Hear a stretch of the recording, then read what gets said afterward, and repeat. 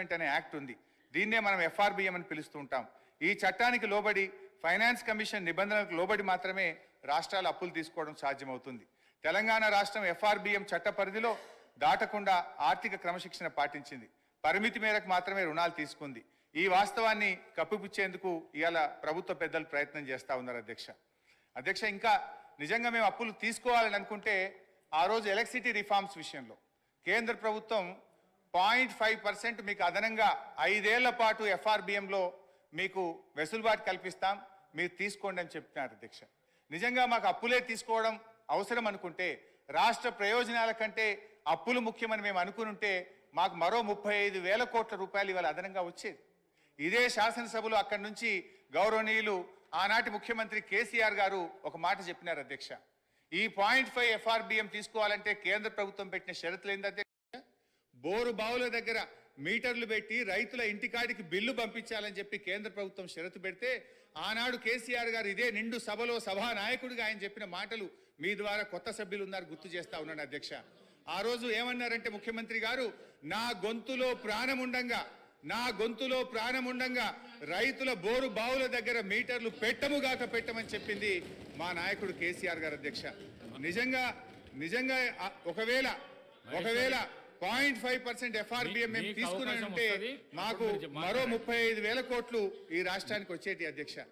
ఈ విషయాన్ని స్వయంగా నిర్మలా సీతారామన్ గారు ఢిల్లీకి వచ్చినప్పుడు చెప్పింది కదా. నిన్నగాక మొన్న ఎన్నికల ప్రచారంలో నిర్మలా సీతారామన్ గారు ఏం చెప్పారు? ఎస్, మిగతా రాష్ట్రాలు బోరుబావుల దగ్గర మీటర్లు పెట్టమన్నారు కనుక వాళ్ళకి డబ్బులు ఇచ్చినాం, తెలంగాణ మీటర్లు పెట్టలేదు కనుక తెలంగాణ రాష్ట్రానికి డబ్బులు ఇవ్వలేదని చెప్పి గౌరవనీయులు నిర్మలా సీతారామన్ గారే స్పష్టంగా చెప్పారు అధ్యక్ష.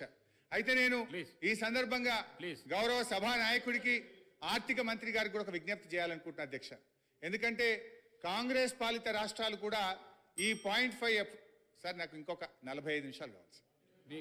సో అధ్యక్ష 0.5 ఇది చాలా ఒక నిమిషం సార్, ఇది చాలా ముఖ్యమైనటువంటి సబ్జెక్టు. ప్రభుత్వానికి మనకు సూచనలు గౌరవ హరీశ్వరరావు గారు, మీకు 30 నిమిషాల టైం కేటాయించబడింది. 30 నిమిషాలు ఇవ్వకండి, ఆయన తీయకండి. ఎందుకు సరిగా 30 నిమిషాలు మాట్లాడడం కూర్చుంటాం.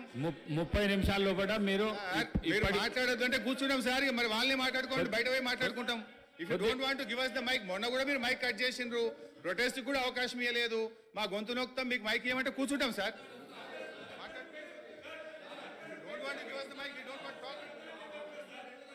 నేను నా మాట కొద్దిగా వినండి.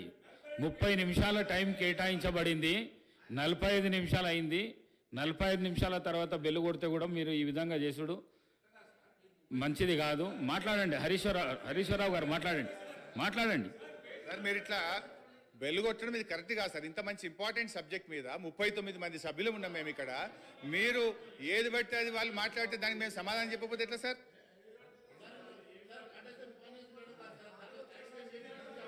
సో అధ్యక్ష,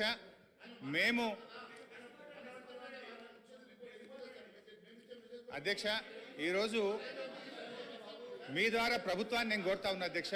ఇవాళ కాంగ్రెస్ పాలిత రాష్ట్రాలు రాజస్థాన్, హిమాచల్ ప్రదేశ్లు కూడా ఈ బోరుబావుల దగ్గర మీటర్లు పెట్టమని ఈ 0.5% ఎఫ్ఆర్బిఎంను వారు 0.5% ఎఫ్ఆర్బిఎంను వాళ్ళు యూటిలైజ్ చేసుకున్నారు అధ్యక్ష. నిన్నగాక మొన్న కొత్తగా అధికారంలోకి వచ్చిన కర్ణాటక రాష్ట్రంలో కూడా మేము ఈ 0.5% ఎఫ్ఆర్బిఎం వాడుకుంటామని వాళ్ళ బడ్జెట్లో పొందుపరిచారు అధ్యక్ష. నేను దయచేసి ప్రభుత్వాన్ని కోరుతా ఉన్నాను, మీరు ఎట్టి పరిస్థితుల్లో కూడా మరి బోరు బావుల దగ్గర మీటర్లు పెట్టడానికి అంగీకరించొద్దని, ఈ 0.5 ఎఫ్ఆర్బిఎంను తీసుకోవద్దని కూడా మీ ద్వారా నేను ప్రభుత్వాన్ని కోరుతా ఉన్నాను అధ్యక్ష. ఎందుకంటే అధ్యక్ష, ఆనాడు కేసీఆర్ గారు ఆలోచించింది ఒక్కటే, 35,000 కోట్లు ముఖ్యమా, 70 లక్షల మంది రాష్ట్ర రైతుల ప్రయోజనాలు ముఖ్యమా అని ఆలోచించిన అధ్యక్ష. 35,000 కోట్ల రూపాయలు వాళ్ళు ఇచ్చే అదనపు అప్పు కంటే మంత్రి గారు అధ్యక్ష సీనియర్ శాసనసభ్యులు హరీష్ రావు గారు మాట్లాడడం ఇది అవాస్తవము. రైతులకి వ్యవసాయపు కరెంటుకి బిల్లు కట్టమని ఏ చట్టము ఏ కేంద్ర ప్రభుత్వం రికమెండ్ చేయలేదు. నేనెందుకు ఇంటర్వ్యూ అవుతానంటే, గతంలో మీ ముఖ్యమంత్రి విషయంలో అబద్ధాలు మాట్లాడిండు, ఈ రోజు మీరు అబద్ధాలు మాట్లాడుతున్నారు. బిల్లు కట్టమని చెప్పలేదు. నేను ఆ పార్లమెంట్ కమిటీ సభ్యుణ్ణి. నేను ఆ పార్లమెంట్ కమిటీ సభ్యుణ్ణి. ఆ విషయం పదే పదే మీరు ప్రస్తావించడం దయచేసి ఈ అవాస్తవాలు శాసనసభలో ప్రస్తావించొద్దు. మీకు అధ్యక్ష, అవకాశం వస్తుంది. మహేశ్వర్ రెడ్డి గారు మీకు అధ్యక్ష, అవకాశం వస్తుంది. బోరు బావుల దగ్గర మీటర్లు పెట్టాలని చెప్పింది నిజమా కాదా? ఉత్తమ్ కుమార్ రెడ్డి గారిని అడుగుతున్నా. బోరు బావుల దగ్గర మీటర్లు పెట్టాలని నిజమా కాదా? అధ్యక్ష, ఒకవేళ రైతుల నుంచి బిల్లు వసూలు చేయాలని చెప్పి ఆ రిఫార్మ్స్ లో ఉన్నట్టుగా హరీష్ రావు గారు శాసనసభలో ఇప్పుడే చెప్పారు. ఆ రిఫార్మ్స్ లో రైతుల నుంచి బిల్లు వసూలు చేయమని చెప్పి ఎక్కడా లేదు అని ఆ పార్లమెంట్ కమిటీ సభ్యుడిగా మీకు చెప్తున్నా. అధ్యక్ష, నేను స్పష్టంగా ఉత్తమ్ కుమార్ రెడ్డి గారిని అడుగుతున్నా. బోరు బావుల దగ్గర మీటర్లు పెట్టాలి, ఎంత కరెంటు కాల్చినరో లెక్క తేల్చాలని ఆ రిపోర్ట్ లో ఉందా లేదా అది చెప్పండి. అధ్యక్ష, నేను చాలా స్పష్టంగా చెప్తున్నా. ఉచిత వ్యవసాయానికి ఉచిత విద్యుత్తులో వాళ్ళు ఏమన్నారు? రైతులు బిల్లు కట్టాలని చెప్పి రిఫార్మ్స్ లో ఉందని. ఆ రిఫార్మ్స్ లో రైతులు బిల్లు కట్టాలని లేదు అని నేను ఆ పార్లమెంట్ కమిటీ సభ్యుని మీకు చెప్తున్నా. ఇప్పుడు హరీష్ రావు ఉత్తమ్ గారికి ధన్యవాదాలు. హరీష్ రావు గారు మీటర్లు పెట్టాలని మాత్రం వారు అంగీకరించారు. దాని మీద వాళ్ళు క్లారిటీ ఇవ్వలేదంటే వారు అంగీకరించారు. వారికి ధన్యవాదాలు. ఒకటి, రేపు సరే విద్యుత్ మీద డిస్కషన్ ఉంది, మా జగదీష్ రెడ్డి గారు డీటెయిల్ గా చెప్తారు. అధ్యక్ష, ఎందుకంటే అధ్యక్ష, ఈ కేంద్రంలో ఉన్న బీజేపీ వైఖరి ఎట్లా ఉందంటే, గతంలో గ్యాస్ సిలిండర్ల విషయంలో ఏం చేసింది అధ్యక్ష? డబ్బులు మీరు కట్టి ఫుల్ సిలిండర్ తీసుకోండి, సబ్సిడీ మీ అకౌంట్లో వేస్తామని అలాగ దించిండ్రు. దించినాక ఏం చేసిండ్రు అధ్యక్ష? సబ్సిడీ సిలిండర్ ధర 1000 రూపాయలు అయింది, సబ్సిడీ మాత్రం ఎత్తేసిండ్రు అధ్యక్ష. ఇది కూడా అట్లనే ఉంటుంది అధ్యక్ష. రేపు మీటర్లు పెడతారు, ఎల్లుండి బిల్లులు పంపించి కడితేనే చేస్తామని చెప్పి మెలిక పెట్టేటువంటి ప్రభుత్వం ఉన్నది అధ్యక్ష.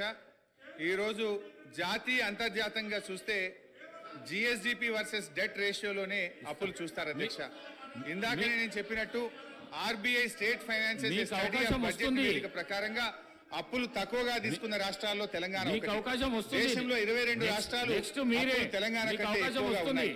ఒకసారి జిఎస్డిపి టు డెట్ రేషియో ప్రకారం కొన్ని రాష్ట్రాల రుణాలు చూస్తే పంజాబ్ 48.7%, Please, కూర్చోండి. రాజస్థాన్ 40.6%, కేరళ 38.9%, ఉత్తరప్రదేశ్ ప్లీజ్ 36.4%, తమిళనాడు 31.5%, మధ్యప్రదేశ్ 29.8%, ఛత్తీస్గఢ్ 28.6%.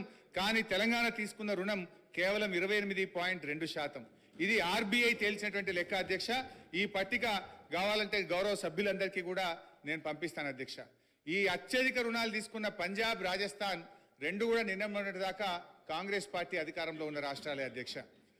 అదేవిధంగా అధ్యక్ష, దేశంలో ఎప్పటి నుంచో ఉండి స్థిరపడ్డ రాష్ట్రాలు, ఆర్థికంగా బలపడ్డ రాష్ట్రాలు తెలంగాణ కంటే ఎక్కువ అప్పులు తీసుకున్నాయి. వివక్షతో, విద్రోహంతో విధ్వంసమైన తెలంగాణ పునర్నిర్మాణం కోసం, ప్రజల ఆకాంక్షల్ని వేగవంతంగా తీర్చడం కోసం తెలంగాణ అప్పు వాటికన్నా చాలా తక్కువగా ఉన్నది అధ్యక్ష.